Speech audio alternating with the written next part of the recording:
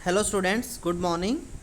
तो कल हम medicinal use of micro organism that is antibiotic के बारे में पढ़ रहे थे। तो हमारा ये पैराग्राफ रहता, तो पढ़ो इसको। It is important to remember that antibiotic should be taken only on the advice of a qualified doctor. यानी कि भैया आपको अगर कोई भी दिक्कत हो जाती है, ये नहीं कि आप डायरेक्ट एंटीबायोटिक ले लोगे। एंटीबायोटिक अगर आपको लेनी भी है तो डॉक्टर की एडवाइस से लेनी है बेटा, पहले डॉक्टर से एडवाइस लेनी है कि भी कौन सी एंटीबायोटिक हम लें। Also you must finish the course prescribe by the doctor. और दूसरी बात, अगर आपने डॉक्टर से सलाह ले ली है तो डॉक्टर ने जो कोर्स जितने दिन के आपको मेडिसिन बोला है उतने दिन आप ज़रूर खाएँ। If you take antibiotic when not needed or in wrong dose, यानी कि अगर आपको या तो आपको ज़रूरत ही नहीं है एंटीबायोटिक कि आपने तब खा ली हो, या फिर आपने रॉन्ग डोज यानी कि ज़्यादा खा ली हो, भी जितने डॉक्टर ने रेकमेंड किया था आपने उससे ज़्यादा खा ली हो। It may take the drug less effective when you might need it in future. इससे क्या होगा, अगर आप फ्यूचर में दोबारा इस ड्रग को कभी खाओगे ना, कभी इस्तेमाल करोगे, आपको कोई दिक्कत होगी तो फिर ये उतना अच्छा काम नहीं करेगी, यानी कि ये उतना बेटर नहीं रहेगी फिर आपकी बॉडी में। Also antibiotic taken unnecessarily may kill the beneficial bacteria in the body. और एंटीबायोटिक अगर आप अननेसेसरीली ले रहे हो, बिना किसी ज़रूरत के ले रहे हो, तो उससे आपकी बॉडी में जो ज़रूरी बैक्टीरिया हैं वो भी मर जाएंगे। तो antibiotic however are not effective against cold and flu as these are cause by virus. Antibiotic अभी आपको कोल्ड फ्लू हो जाता है यानी कि जुकाम वगैरह हो जाता है, तो एंटीबायोटिक उनके केस में इफेक्टिव नहीं है, क्योंकि जो आपको पता है भी कॉमन कोल्ड या फ्लू किससे होते हैं, वायरस से। और वायरस के ऊपर एंटीबायोटिक का कोई असर नहीं होता, इनका सिर्फ बैक्टीरिया के ऊपर असर होता है जो डिजीज़ कॉज करते हैं। उसके बाद है बेटा वैक्सीन। अभी सब सुन रहे होंगे भाई वैक्सीन का नाम, तो वैक्सीन यानी टीकाकरण। Why are children infant given vaccination. बचपन में बच्चों को वैक्सीनेशन क्यों किया जाता है, यानी कि उन्हें टीके क्यों लगाए जाते हैं। सुना होगा ना, बचपन में आपको भी टीके लगे होंगे जब आप छोटे थे, या फिर आपकी जो है आपके जो बाजू होती है उस पर आपको आर्म के ऊपर आपको निशान भी मिल जाएगा कि जब बचपन में हमें टीके लगते हैं उसके रिलेटेड। तो हम देखते हैं क्यों करते हैं ऐसा। When a disease carrying microbe enter our body the body produce antibodies. अगर कोई बीमारी फैलाने वाला माइक्रोब्स यानी कोई भी सूक्ष्म जीव जो जिससे बीमारी फैलती है, अगर वो हमारी बॉडी में एंटर कर जाए बेटा, तो हमारी बॉडी उसको मारने के लिए एंटीबॉडी बना लेती है। यानी कि अगर कोई भी माइक्रो ऑर्गेनिज्म हमारी बॉडी में जाएगा तो उसको मारने के लिए हमारी बॉडी क्या बना लेगी, एंटीबॉडी, यानी कि उसके विपरीत कुछ खड़े ऑर्गेनिज्म पैदा कर देगी जो उसको मारने में हेल्प करेंगे। ठीक है, जिस तरह आप सुन रहे होगे जो लोग कोरोना से ठीक हो जाते हैं, इसका मतलब उनके शरीर में एंटीबॉडी बन जाते हैं जो कोरोना को मार देते हैं। टू फाइट द इन्वेडर्स, जो यानी कि हमला, इन्वेडर क्या होते हैं, हमलावर जो हमला कर रहे हैं। यानी कि हमारी बॉडी के अंदर जब भी कोई माइक्रो ऑर्गेनिज्म एंटर करता है तो हमारी बॉडी एंटीबॉडी बनाती है जो इन्वेडर यानी हमलावर से लड़ाई करती है। The body also remember how to fight the microbes if it re enter again. Body इतनी कमाल की चीज़ होती है, भी अगर एक बार आपकी बॉडी में कोई माइक्रो ऑर्गेनिज्म एंटर किया है और अगर आपकी बॉडी में उससे रिलेटेड एंटीबायोटिक बन गए हैं तो आपकी बॉडी को ज़िंदगी भर याद रहेगा कि आपने उसने उस माइक्रो ऑर्गेनिज्म को कैसे मारा था। तो यानी कि क्या होगा, the body also remember, body याद रखती है how to fight the microbe if it enter again. अगर दोबारा से आपकी बॉडी में वही माइक्रो ऑर्गेनिज्म आ जाता है जो पहले कभी आया था, तो आपकी बॉडी को याद होगा कि उसको कैसे मारना है, उससे कैसे लड़ना है। So if dead or weaken microbes are introduce in a healthy body the body fight and kill them by producing suitable antibody. तो अगर डेड या तो मरे हुए या बिल्कुल वीक माइक्रो ऑर्गेनिज्म को हमारी हेल्दी बॉडी में छोड़ दिया जाए तो हमारी बॉडी क्या करती है भाई, आपने बहुत डेड या तो मरे हुए माइक्रो ऑर्गेनिज्म को छोड़ा या बहुत वीक हैं वो, उनसे आपकी बॉडी भी कोई असर नहीं होगा। तो अगर ऐसे माइक्रो ऑर्गेनिज्म हमारी बॉडी में एंटर करते हैं तो हमारी बॉडी उनसे लड़ती है और उन्हें मार देती है, और उनके लिए सुटेबल एंटीबॉडी स्टेबल एंटीबॉडी उनके लिए हमारी बॉडी में तैयार हो जाते हैं।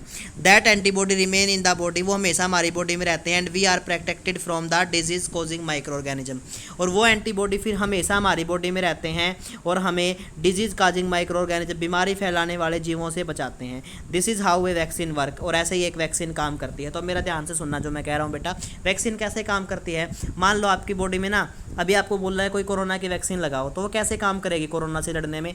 जो वो कोरोना की वैक्सीन है ना, उसके अंदर क्या किया गया है, कोरोना वायरस को ही मार के उस दवाई में डाल दिया गया है। उसके अंदर क्या किया गया है, कोरोना वायरस को ही मार के उस दवाई में डाल दिया गया है। अब जैसे ही आप वो दवाई खाओगे, अब उसमें जो कोरोना वायरस है ना वो मरा हुआ है बेटा, उससे आपकी बॉडी पे इफेक्ट नहीं होगा। लेकिन क्या करेगी, जैसे ही ऐसे इन्वेडर हमलावर को आपकी बॉडी अपने शरीर में देखेगी, उनको मारने के लिए आपकी बॉडी एंटीबॉडी तैयार करेगी उनको मारने के लिए। ठीक है। अब वो डेड है वो वायरस, तो अब उनसे तो आपकी बॉडी अफेक्ट नहीं होगी, लेकिन उनको बिल्कुल नष्ट करने के लिए आपकी बॉडी ना एंटीबॉडी बना लेगी, और वो फिर एंटीबॉडी हमेशा आपकी बॉडी में रहेंगे। इसीलिए अगर फ्यूचर में कभी आपका कोरोना होता है तो क्या होगा, आपकी बॉडी में पहले से एंटीबॉडी बने हुए हैं, जैसे ही कोरोना वायरस आपकी बॉडी में एंटर करेगा वो एंटीबॉडी हमेशा आपकी बॉडी में है, आते ही कोरोना उसको खत्म कर देंगे। तो इस तरह से वैक्सीन काम करती है। सेवरल डिजीज, बहुत सारी बीमारियां including cholera, tuberculosis, smallpox and hepatitis, ये कुछ बीमारी हैं बेटा, कॉमन बीमारी हैं, जो कोलेरा हैजा होता है, ट्यूबरकुलोसिस होता है, स्मॉल पॉक्स यानी कि जो ये हम बोलते हैं छोटी माता निकल गई यानी चिकन पॉक्स हो जाते हैं चेहरे पे, हेपेटाइटिस है, can be prevented by vaccination, इनको वैक्सीनेशन से रोका जा सकता है। Edward Jenner discover the vaccine for smallpox in 1798। Edward Jenner ने 1798 के अंदर बेटा स्मॉल पॉक्स के लिए वैक्सीन की खोज कर दी थी। In your childhood you must have been give injection to protect yourself against several disease. बचपन में आपको भी बहुत सारे इंजेक्शन लगाए गए होंगे आप अपने आपको फ्यूचर में होने वाली बीमारियों से बचाने के लिए। Can you prepare a list of these disease, क्या आप उन डिजीज की एक लिस्ट बना सकते हो? तो ज़रूर ट्राई करना, पेरेंट्स से पूछना कि कौन कौन सी बीमारी है, कौन कौन से आपको टिक्के लगे थे और वो किस किस बीमारी से बचाने में मदद करते, जिस तरह पोलियो वगैरह के लगते हैं। You may take help from your parents, आप इसके लिए अपने माता पिता से हेल्प ले सकते हैं। It is essential to protect all children against these disease, ये बहुत ज़रूरी है बच्चों को इन बीमारियों से बचाना। Necessary vaccine are available in the nearby hospital, और जो ये पोलियो वगैरह की वैक्सीन होती है आसपास के सभी हॉस्पिटल में होती हैं। You might have seen the advertisement on TV, आपने एडवर्टाइज या एड देखी होगी टीवी पे या न्यूज़पेपर पे regarding protection of children against polio, यानी कि बच्चों को पोलियो से बचाने के लिए पोलियो वगैरह programme, polio under pulse polio programme, यानी कि आपने टीवी पे बहुत सारी ऐड देखी होगी, जैसे अमिताभ बच्चन भी ऐड करते हैं, बहुत सारे एक्टर ऐड करते हैं कि भाई पोलियो, बच्चों को पोलियो से बचाने के लिए उनको पोलियो वैक्सीनेशन जरूर दिलाएं, पोलियो की ड्रॉप जरूर पिलवाएं। Polio drop given to the children are actually a vaccine, जो पोलियो ड्रॉप बच्चों को पिलाई जाती है वो भी एक वैक्सीन है बेटा। A world wide campaign against small pox has finally led to its eradication from most part of the world, यानी कि एक पूरे विश्व भर में कैंपेन चलाया गया था स्मॉल पॉक्स से लड़ने के लिए, जिसके रिजल्ट मतलब कि जो कैंपेन लगभग पूरे वर्ल्ड के सभी पार्ट्स में हुआ था और इसके बहुत बेटर रिजल्ट आए थे और स्मॉल पॉक्स को लगभग दुनिया से ख़त्म कर दिया गया था। These day vaccine are made on a large scale from microorganism to protect human, आज के टाइम पे बहुत सारी वैक्सीन बनाई जाती हैं माइक्रो ऑर्गेनिज्म से इंसानों को बचाने के लिए एंड अदर एनिमल, जानवरों को बचाने के लिए फ्रॉम सेवरल डिजीज, बहुत तरह की बीमारियों से। इंक्रीजिंग सॉइल फर्टिलिटी, अब हम देखते हैं बैक्टीरिया कैसे मिट्टी की उपजाऊ शक्ति को बढ़ाते हैं। Some bacteria and blue green algae are able to fix nitrogen from the atmosphere, कुछ बैक्टीरिया और जो ब्लू ग्रीन एल्गे होती है बेटा, वो जो आपके एटमॉस्फेयर में, हवा में जो नाइट्रोजन है उसको फिक्स करने में हेल्प करती हैं, यानी कि उसको यूजफुल कंपाउंड में बदलने में मदद करती हैं। To enrich the soil with nitrogen, ताकि मिट्टी के अंदर नाइट्रोजन ज़्यादा हो जाए, क्योंकि नाइट्रोजन ज़्यादा होगा, नाइट्रोजन से प्रोटीन बनेंगे, प्रोटीन ज़्यादा मिलेंगे फसल को तो उसकी ग्रोथ बहुत अच्छी होगी। एंड इंक्रीज इट्स फर्टिलिटी से, यानी कि नाइट्रोजन अगर मिट्टी में ज़्यादा हो गया तो इंक्रीज इट्स फर्टिलिटी, मिट्टी की उपजाऊ शक्ति बढ़ जाएगी। तो बताया क्या बेटा, कुछ बैक्टीरिया और ब्लू ग्रीन एल्गे एटमॉस्फेयर में जो एयर है उसमें से नाइट्रोजन को फिक्स करने में मदद करते हैं, जिससे सोयल को नाइट्रोजन रिच बनाते हैं और मिट्टी की उपजाऊ शक्ति को बढ़ाते हैं। These micro organism are commonly called biological nitrogen fixer, ऐसे माइक्रो ऑर्गेनिज्म को बायोलॉजिकल नाइट्रोजन फिक्सर कहा जाता है। Nitrogen fixing blue green algae बेटा दिखाई गई आपको, ये ब्लू ग्रीन एल्गे के पिक्चर हैं जो आपको दिखाए गए हैं। क्लीनिंग द इन्वायरमेंट, इन्वायरमेंट को साफ करने में कैसे मदद करती है वो देखो।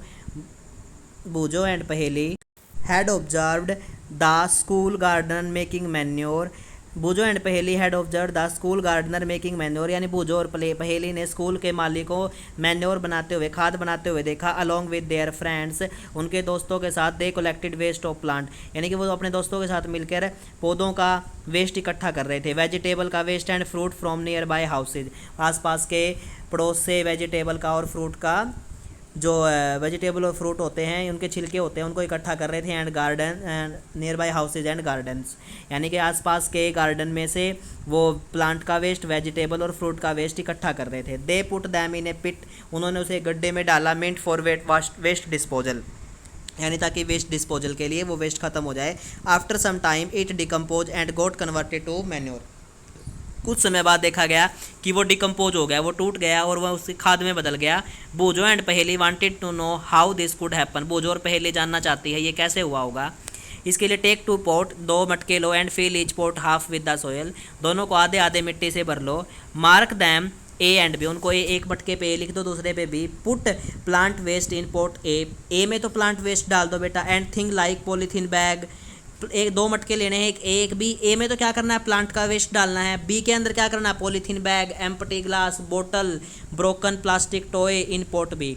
दूसरे जो बी मटका है जिसमें आधा मिट्टी से भरा हो, उसके अंदर पॉलीथीन के बैग, ग्लास की बोतल, प्लास्टिक के टूटे हुए खिलौने डाल दो। पुट द पॉट असाइड, उनको कुछ दूर रख दो। Observe them after 3 to 4 weeks, 3 से 4 हफ्ते के बाद देखो। Do you find any difference in the content of the 2 pots, क्या आपको दोनों पोट्स के मटकों के जो आपने उनके अंदर चीज़ें डाली थी, क्या उनके कंटेंट में अंतर मिला? इफ़ सो, यदि हाँ तो व्हाट इज़ द डिफरेंस, तो क्या अंतर था? तो देखो यू विल फाइंड दैट, आप पाएंगे plant waste in pot A has been decompose, आप देखेंगे कि जो प्लांट वेस्ट आपने पोर्ट ए में डाला था वो पूरी तरह डिकम्पोज हो गया है और वो पूरी तरह मिट्टी में मिल गया है। हाउ कुड दिस हैपन, ये कैसे हुआ? तो the plant waste has been converted into manure, क्या हुआ भाई, प्लांट वेस्ट को मैन्योर खाद में बदल दिया गया, किसके द्वारा? By the action of micro organism, जो मिट्टी में माइक्रो ऑर्गेनिज्म है उन्होंने प्लांट वेस्ट को मैन्योर में बदल दिया। तो the nutrient release in this process could be use by the plant again, और इस प्रोसेस के दौरान जितने भी पोषक तत्व निकले होंगे वो प्लांट इस्तेमाल कर लेंगे। Did you notice that in pot B, क्या आपने देखा पोर्ट बी के अंदर the polythene bag, empty glass बोतल and broken toy part did not undergo any such change, क्या आपने देखा कि पोर्ट बी के अंदर जो पॉलीथीन बैग, एम्प्टी ग्लास बोतल, ब्रोकन टॉय हैं उनके अंदर ऐसा कोई चेंज ही नहीं हुआ, वो बिल्कुल ऐसा जैसे आपने डाले थे। तो the micro organism could not act on them, micro organism उनके ऊपर कोई एक्शन नहीं कर पाए, and convert them into manure, और ना ही उनकी मैन्योर बना पाए। You often see large amount of dead organic matter in the form of decaying plant and sometime dead animal on the ground, आपने भी भाई बहुत बड़ी मात्रा में ऑर्गेनिक मैटर को यानी कि प्लांट के वेस्ट को और मरे हुए जानवरों को ग्राउंड पे देखा होगा। You find that they disappear after some time, आप देखेंगे कुछ समय बाद वो वहाँ से नष्ट हो जाएंगे क्योंकि वो पूरी तरह मिट्टी में मिल जाएंगे बेटा। दिस इज बिकॉज, ऐसा इसीलिए हुआ, the micro organism decompose dead organic waste of plant, ऐसा इसीलिए हुआ बेटा क्योंकि माइक्रो ऑर्गेनिज्म जो ऑर्गेनिक वेस्ट है प्लांट का और एनिमल का उसको डिकम्पोज करके converting them into simple substance में बदल देगा। These substance are again use by other plant, इन सब्सटेंस को दूसरे प्लांट यूज कर लेंगे एंड एनिमल और जानवर यूज कर लेंगे। तो 10 micro organism can be use to degrade the harmful and smelly substance. तो इसका मतलब क्या हुआ, देखो भाई बहुत ज़्यादा मात्रा में अगर कहीं पर प्लांट का वेस्ट पड़ा हुआ है, कोई मरे हुए जानवर पड़े हुए हैं, कुछ समय बाद वो नष्ट होकर मिट्टी में मिल जाते हैं और मिट्टी को बल्कि मिट्टी की उपजाऊ शक्ति को भी बढ़ा देते हैं जिससे और बेटर प्लांट ग्रो कर सकेंगे। तो इसका मतलब क्या हुआ, माइक्रो ऑर्गेनिज्म ने जो स्मेली सब्सटेंस है, क्योंकि मरे हुए जानवर में से बहुत स्मेल होती है, उन स्मेली सब्सटेंस को वहाँ से नष्ट करवा दिया and thereby clean up the environment, इसका मतलब हमारे वातावरण को साफ कर रहे हैं वो। तो यहाँ तक स्टडी करना बेटा। Thank you, have a nice day.